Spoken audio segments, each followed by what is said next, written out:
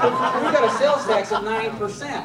Well, you know, I've eaten the last two that they've given me because I didn't want to pass it on. Well, you know what, I'm to the point to where I've got to pass it on.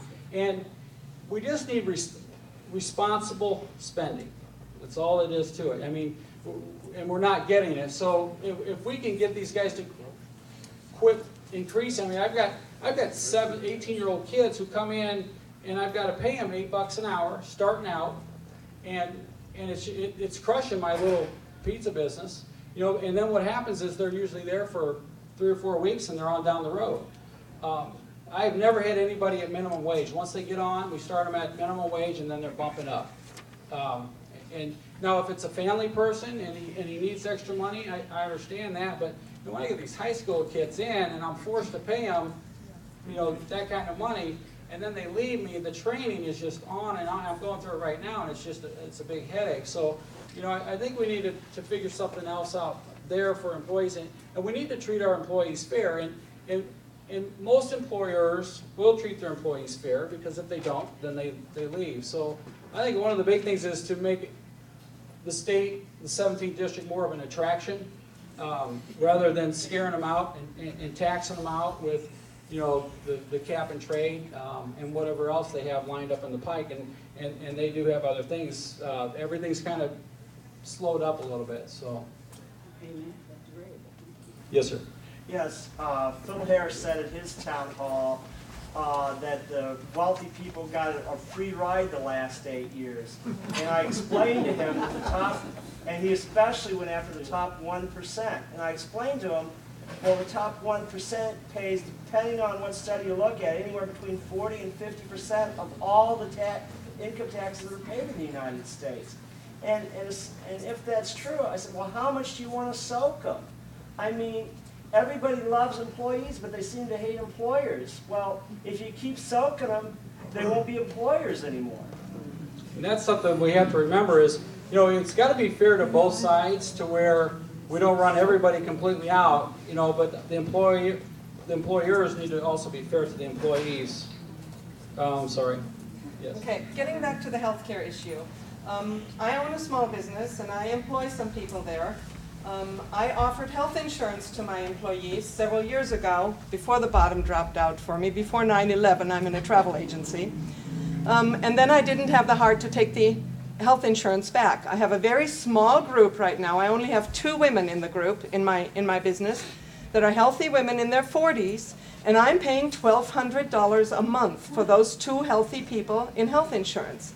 How can the government tell me and tell my employees that their health insurance isn't going to change? Because if there is a public option and it's like the policy that I'm buying now for $1,200, why would I not buy it for $500 or $600 or $700? It'd be stupid on my part, because as a business owner, I'm not supposed to apologize for trying to make a profit. Isn't the reason for business to be in business to make a profit? I'd like to get there one day, you know, but why can the government tell us, the people, that nothing is going to change if we like what we have, when the ordinary citizen doesn't have any control over that? And it's going to be a smart business decision if I go with the public option that I'm being forced to go with. That's the plan. That's exactly right. Yeah. Yes, sir. This is kind of, I had 2 questions there, not a question, but a comment. We were also at that Congressman Harris meeting, and he brought, at least there was one fellow that came and talked about the fact that he was unemployed because he had back surgery. And he went through a whole litany of areas where he went from one government agency to another government agency, and then waited an inordinate amount of time and had to go someplace else, trying to get some help out of the government agencies that are already set up. So we're sitting here thinking to ourselves, why would we want to do more government control when the government control, the agencies we've got are doing the job? That's not really my question, but it just boggles my mind that we want to add more on to what isn't working already. My real question, however, is that we just heard yesterday that the deficit is up to $9 trillion. And I tried to put a bunch of zeros behind the 9 to see what that was. I didn't know how to pay for accent. No, I didn't know.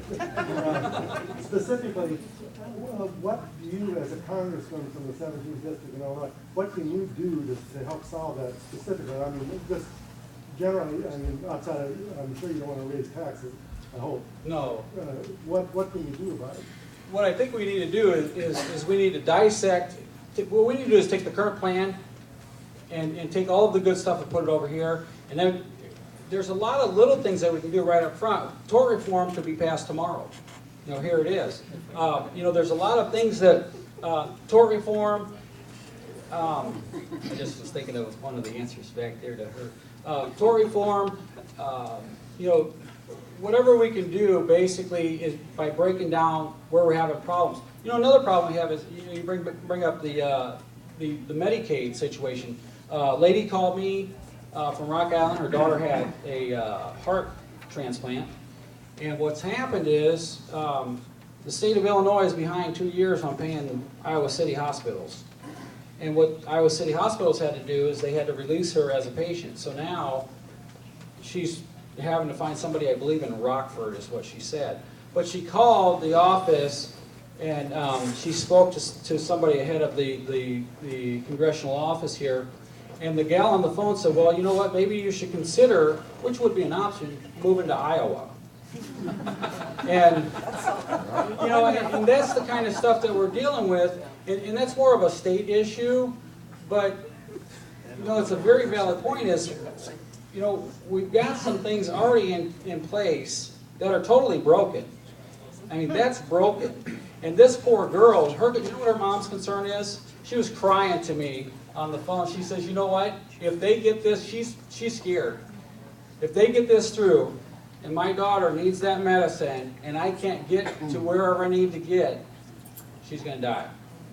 And she said, there's other people out here who want heart transplants and things like that, and if they can't get to where they need to go on time, you know, and of course they might not have a heart on time, whatever, but, you know, it's that kind of stuff that I'm hearing from a lot of folks that they're really afraid of. So